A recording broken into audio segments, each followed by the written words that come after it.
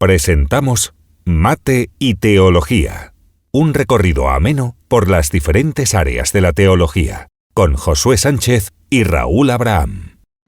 Saludos, que el Señor os bendiga grandemente. Bienvenidos a un nuevo espacio de Mate y Teología.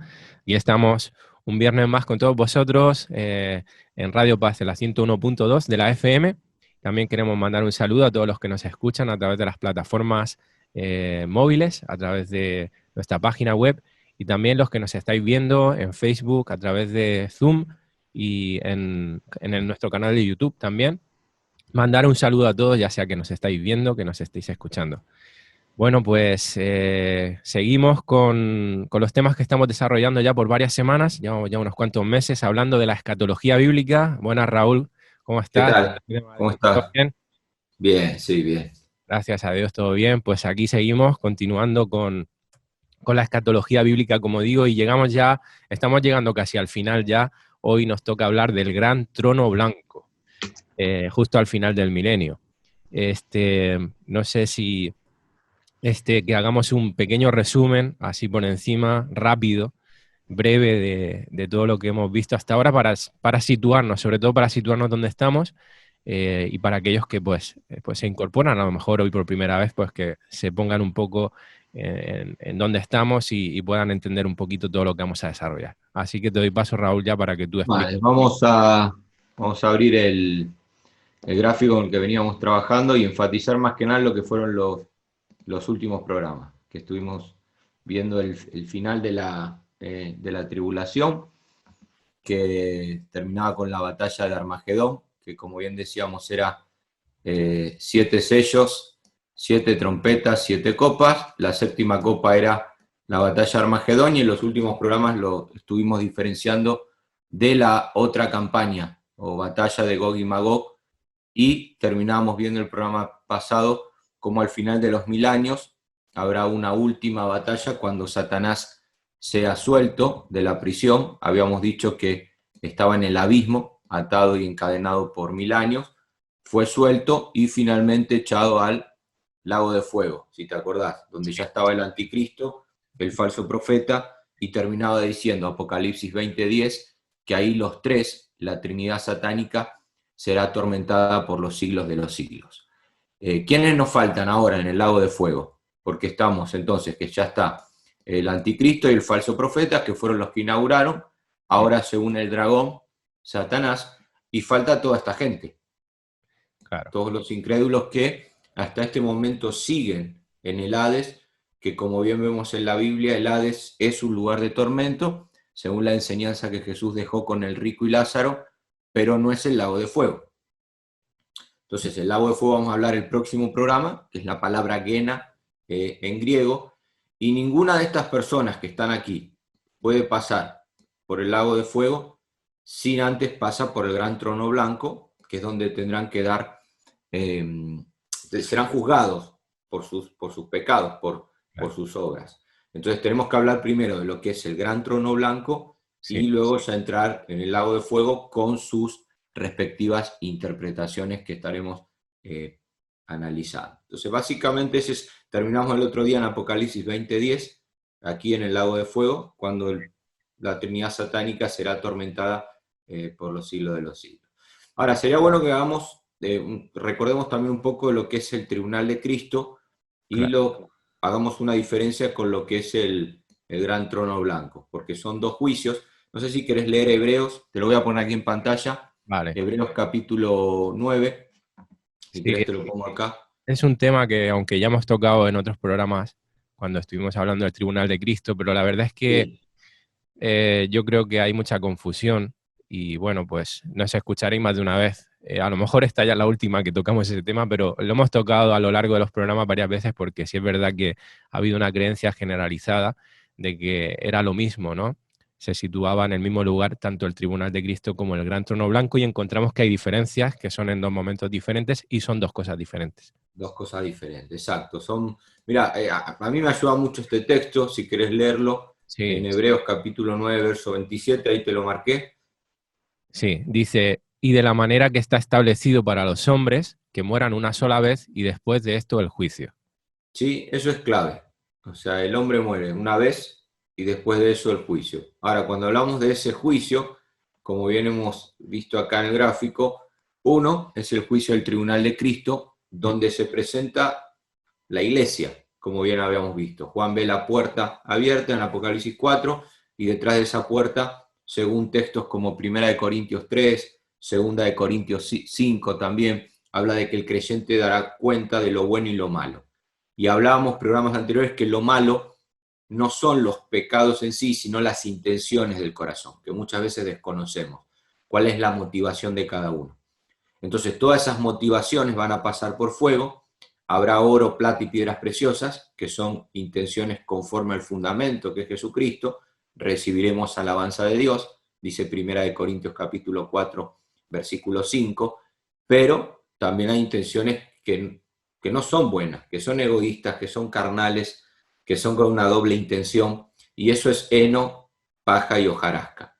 Claro. También pasará por fuego, será purificado y podremos presentarnos a la boda del Cordero ya sin mancha, sin arruga. Por eso decíamos que aún el tribunal de Cristo es Dios trabajando hasta el final en nuestra vida. Aún esas intenciones erróneas y malas serán purificadas ese día. Y decíamos que también es un momento ideal para darle la gloria al que está en el trono. Porque si alguna buena obra puede salir de nosotros, es porque Él puso el querer como el hacer por su buena voluntad. Entonces, tribunal de Cristo es para recompensa. Eso es el resumen. Y que el que llegó al tribunal de Cristo fue salvo. No es que hay posibilidades de ser enviado a otro departamento, ¿no? El que llegó al tribunal de Cristo, todos ahí con cuerpo glorificado, Cristo será el que juzgue esas intenciones, será un juicio privado, decíamos, para recompensa. Que lo de la recompensa, decíamos, es un misterio, no sabemos qué es. La Biblia habla de coronas, pero a nivel simbólico, tal vez ese es buen siervo fiel, no sabemos, pero sí habrá una recompensa. ¿Ok? No sé si querías decir algo más del tribunal de Cristo. No, justo te iba a mencionar lo de las coronas, porque bueno, pues todos hemos escuchado o leído alguna vez el tema de las coronas, pues bueno, no sabemos si es literal, yo creo que no. Yo personalmente opino que no es algo literal, pero bueno, cada uno tiene su opinión, pero sí que vamos a recibir unos galardones que no sabemos lo que son exactamente, que al fin y al cabo son entregados aquí, como estamos diciendo, en el Tribunal de Cristo, por lo que hayamos hecho, por las obras que hayamos hecho, ¿no? Las motivaciones, si son buenas detrás de nuestro servicio al Señor y a los demás, pues serán recompensadas un día allí arriba, ¿no? Tenemos un programa que hablamos exclusivamente acerca del Tribunal de Cristo, está titulado así, en nuestro canal de YouTube lo podéis ver, lo podéis pues recordar si habéis olvidado algo, si queréis refrescar, pues ahí está. Así que pues os animamos a que lo podáis ver. Y ya pues yo creo que continuar con lo que es el Gran Trono Blanco, ya desarrollarlo, definir, bueno, decir lo que es exactamente. Vale, el Gran Trono Blanco es el otro juicio que queda por delante, y si querés podemos leer en Apocalipsis capítulo 20, ya del versículo 11 al 13, porque luego el versículo 14 y 15 ya habla más del lago de fuego, que vamos a estar viendo en el próximo programa. Pero primero volver a repetir el versículo de Hebreos 9:27. Después de la muerte, el juicio, tanto para el justo como para el injusto. Y en este caso vemos que hay un no es un trono blanco, es un gran trono blanco. Gran tiene que ver por todo lo que implica. Es grande por todo lo que implica. Ten en cuenta que se va a juzgar desde el primer hombre pecador hasta el último hombre pecador. Y se van a juzgar todos los pecados. Yo no sé cómo va a ser eso. O sea, todos los pecados de todos los incrédulos que no pusieron su fe en toda la historia de la humanidad. Toda la historia, claro. Por eso. Entonces es grande primero por todo lo que implica. Es un trono, hay un trono porque hay un juez detrás de ese trono, que es Cristo.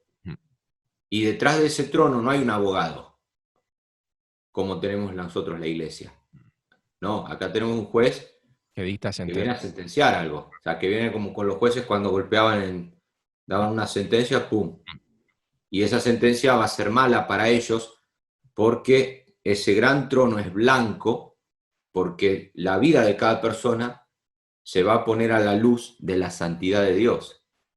Y por muy buena que hayan sido tus obras, cuando uno se mide ante la santidad de Dios, o sea, no hay forma de que alguien se salve. Es como cuando Isaías ve el trono de Dios, en el capítulo 6, ese famoso texto. Él hasta el capítulo 6, los primeros 5 capítulos, venía profetizando, ay de ellos, ay de ellos, ay de ellos, juzgando a las naciones vecinas. Cuando él tiene esa visión del trono, dice, ay de mí, porque soy hombre de labios inmundos, siendo ya un profeta que venía profetizando. Entonces, es gran, por lo grande que esto, todo lo que implica.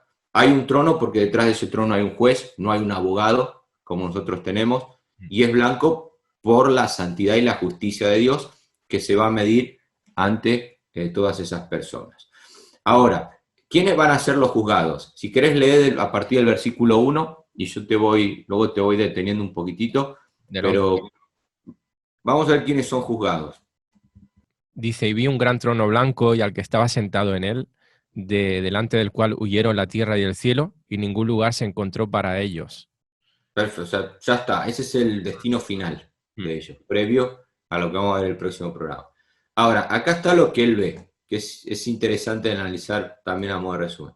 Primero vi a los muertos, o sea, todos los que habían muerto, que si volvemos a nuestro gráfico anterior, nosotros vamos acá, o sea, él ve desde el primero, como vamos a ver acá, desde el primer pecador, pongamos que sea Caín. Yo no sé si Caín llegó, según la Biblia parece que no llegó a ser justificado, hasta el último que se ha engañado cuando Satanás se ha suelto de su prisión. ¿Te acordás que vimos, no? Que Satanás, después de los 1000 años, se vendría a engañar, muchos le seguirían, como de hecho habla de un número como la arena del mar. Bueno, entonces vio a todos esos muertos, todos esos muertos, ahí delante de ese trono. Y acá está donde muchos se hacen lío, cuando dice grandes y pequeños.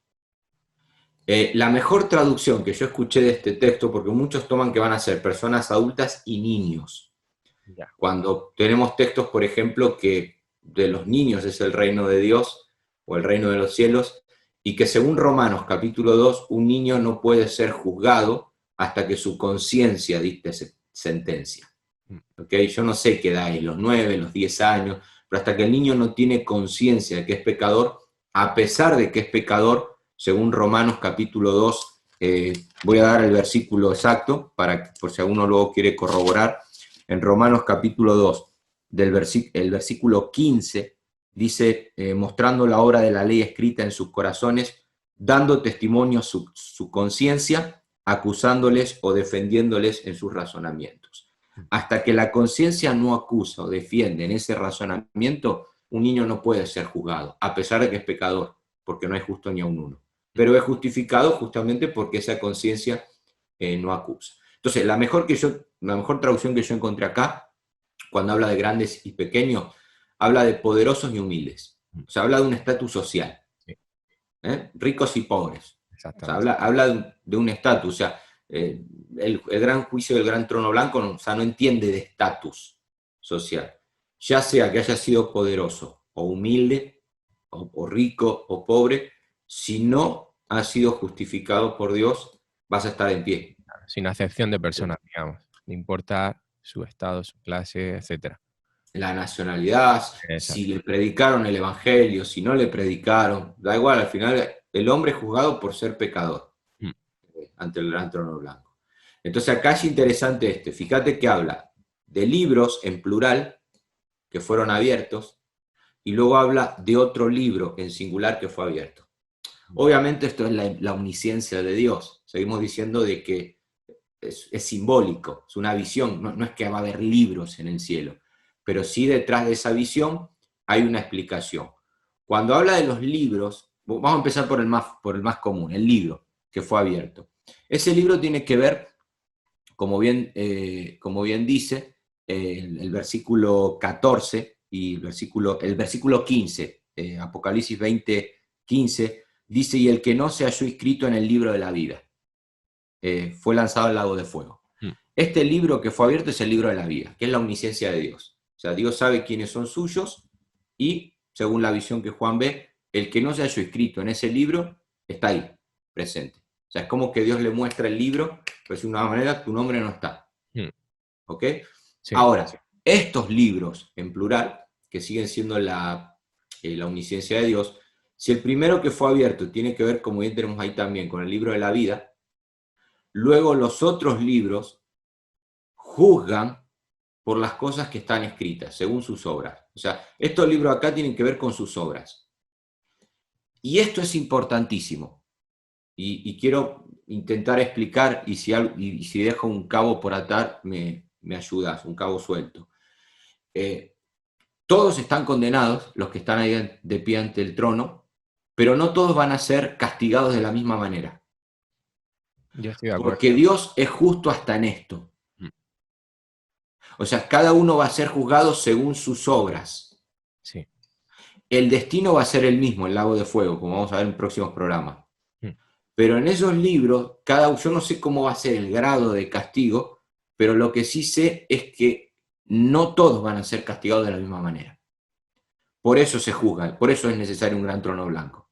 O sea, no va a ser castigado igual Adolf Hitler, con la cantidad de homicidios, de asesinatos que hizo, que tal vez tu vecino, que fue un hombre bueno, honorable, pero nunca fue justificado. O sea, no va a ser el mismo. Por eso cada uno tendrá que dar juicio de eso. Y hay textos que apoyan esto. Por ejemplo, si nosotros vamos... ¿tenés Biblia ahí o te comparto por acá? Bueno, tengo el iPad, puedo aquí ir viendo. Dime, si quieres. Dale, fíjate por ejemplo en Hebreos, para no salir de la pantalla. En Hebreos capítulo 10, versículo 29, cuando habla de personas que conocieron el Evangelio, pero volvieron atrás. Es la idea del libro de Hebreos. Hebreos capítulo 10, verso 29. Aquí lo tengo. Léelo si querés. Y dice, ¿cuánto mayor castigo pensáis que merecerá el que pisoteare al Hijo de Dios y tuviere por inmunda la sangre del pacto en la cual fue santificado e hiciere afrenta al Espíritu de gracia? Fíjate que ahí dice, ¿cuánto mayor castigo? O sea, hay un mayor castigo al día de mañana. Habrá un mayor castigo ante aquellos que tuvieron el Evangelio delante, conocieron al Hijo de Dios, como bien dice acá, Sí. Tuvieron luz del Espíritu Santo para poder ver eso, pero recayeron. Claro. ¿Me explico? Sí, Como sí, el apóstata. O sea, entonces, para el apóstata, habrá un castigo mayor que aquel que vive en una aldea a lo mejor y nunca le llegó el Evangelio. Entonces, el apóstata, habiendo conocido el Evangelio, fue en contra del Evangelio. Bueno, esas obras van a ser juzgadas. Y el castigo será mayor, y vuelvo a hacer hincapié en esto. Dios es justo hasta en esto. Así como en el tribunal de Cristo, no todos seremos recompensados de la misma manera. Habrá más galardones para unos que para otros, de acuerdo a sus obras. En el gran trono blanco, a pesar de que el destino es el mismo, es que es el lago de fuego, cada uno dará cuenta de sus obras. Entonces, el mar entregó a los muertos que había en él, termina diciendo el versículo 13, y la muerte y el Hades entregaron los muertos que había en ellos y fueron juzgados, dice el texto otra vez, cada uno según sus obras, como vemos acá. Claro, no sabemos cómo será ese castigo según sus obras, porque de eso sí que no hace mención, ¿verdad, Raúl? De eso no tenemos, No sabemos. no hay revelación de eso. Pero sí lo que menciona yo estoy totalmente de acuerdo. Es que bíblicamente encontramos sostén a esto. Y es lo más justo. Bueno, lo que entendemos humanamente como más justo, claro. Y aclarar otra vez que no es que los que se van a presentar ante el gran trono blanco son los que nunca escucharon los que escucharon el Evangelio y lo rechazaron. No, ahí están todos los muertos, hayan escuchado o no hayan escuchado. Entonces me acuerdo una vez una persona me dijo, bueno, pero eso es injusto. ¿Por qué las personas que nunca escucharon el Evangelio también serán juzgadas ese día? Y volvemos otra vez, no puedo comparar mi justicia con la justicia de Dios, partimos de eso. Y en segundo lugar, el hombre es juzgado por ser pecador. El hombre no es juzgado por rechazar el Evangelio, el hombre es juzgado por ser pecador. Todos somos pecadores, pero muchos hemos tenido la gracia y la misericordia de Dios que alguien nos pudo presentar el Evangelio. Somos afortunados Por eso y la Gran Comisión nos impulsa a eso. ¿Cómo creerá todo este tipo de personas si nadie les predica según Romanos capítulo 10? Y claro, alguno puede decir, no, pero yo soy bueno. No, pero es que cuando uno se compara ante este color, que es la santidad de Dios, aún tu mejor obra, viene a decir Jeremías, como un trapo de inmundicia, es como un pañal recién estrenado Claro. por un niño, y no hay manera de escapar. O sea, no hay manera de ir a ningún lugar. Esa es la parada final. Y aquí se cumple la segunda resurrección, que tenemos que volver a repetir, que quedan 2 resurrecciones por cumplirse. Habíamos hablado, voy a poner el gráfico. La primera resurrección es la de los justos, que era en este periodo. ¿Te acordás que lo estuvimos viendo, no? Sí, sí. La de Cristo era la primicia, decíamos. Esta era la primicia. Ahora, quedaban 2 resurrecciones por cumplirse. La de los justos, que aquí tenemos la iglesia, los mártires de la tribulación y los santos del Antiguo Testamento al final, y luego, aquí al final, la segunda resurrección, que es la de los injustos. ¿Para qué resucitan? Para presentarse ante el gran trono blanco. Y como bien leíamos en Apocalipsis 20, versículo 4 y versículo 6, bienaventurados los que tienen parte en la primera resurrección. Claro. Esta es la resurrección buena, la primera. La segunda es una resurrección ya para castigo, para el castigo eterno. Desde eso. Ahora que hacía referencia al tema de la justicia, pues yo he hecho una acotación, no sé si te has fijado que he querido decir humanamente, porque Sí, es que es muy diferente nuestra medida de justicia a la medida de Dios. Y a veces yo creo que caemos en el error de medir o evaluar, incluso hacemos doctrina en base a lo que nosotros entendemos por justicia, sí, cuando ni siquiera tenemos, yo creo, no conocemos por completo lo que para Dios es justicia. O sea, quiero decir, se escapan nuestros pensamientos. claro. El concepto de justicia de Dios está mucho más alto que el nuestro. Entonces, claro, nosotros a veces decimos, bueno, pero esto es que no tiene sentido, no encaja.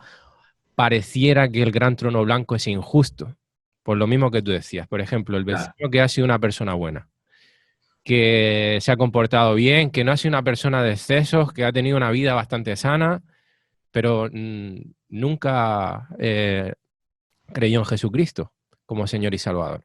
Esa Sí, persona es condenada por ese simple hecho, como dice la Escritura. Claro, dice aquí que será juzgado según sus obras. No recibirá el castigo que a lo mejor, como tú dices, recibirá Hitler, por poner un ejemplo, como muchos otros tantos que han sido una calamidad a lo largo de la historia. Pero, claro, aún así, a nuestro modo de entender la justicia humanamente nos parecería injusto que esta persona que ha sido buena a lo largo de su vida sea condenada en un claro. castigo eterno.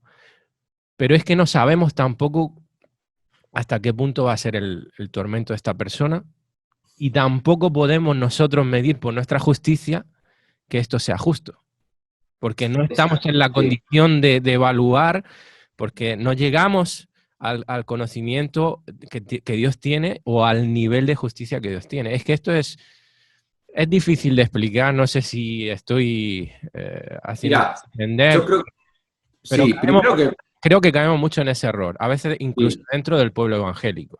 Acá la idea es ir a la escritura y porque mi trono no es blanco. Si yo tuviera que juzgar, mi trono no es blanco. Entonces, no puedo evaluar de acuerdo a mi justicia. Puedo empezar por ahí. Pero luego hay un texto. Mira, vamos si querés, no sé cuántos minutos nos quedan, pero en Romanos, para poder ponerle más base bíblica a esto, en Romanos capítulo 2, ¿qué tiempo nos queda? Tenemos todavía unos 5 minutillos, 5 o 6 minutos. Perfecto. Fíjate cuando Pablo en Romanos 2 está hablando acerca de lo que es la condenación, Romanos del capítulo 1 al capítulo 3:20, Pablo condena a todos Sí, sí, sí. por medio de la justicia de Dios. Sí. La justificación en Romanos arranca recién en el 3:21, Mm. pero Pablo viene condenando judíos, gentiles, todos están bajo la ira de Dios, por eso luego termina diciendo en el capítulo 3 que no hay justo ni a un uno y demás. Pero luego dice, acá en el versículo 11 del capítulo 2, no hay acepción de personas para con Dios. Acá está hablando en un contexto de condenación. Entonces alguien puede decir, no, pero hay personas que nunca escucharon de Jesús. Entonces él sigue diciendo, porque todos los que sin ley han pecado, los gentiles que en un principio no tenían la ley, sin ley también perecerán.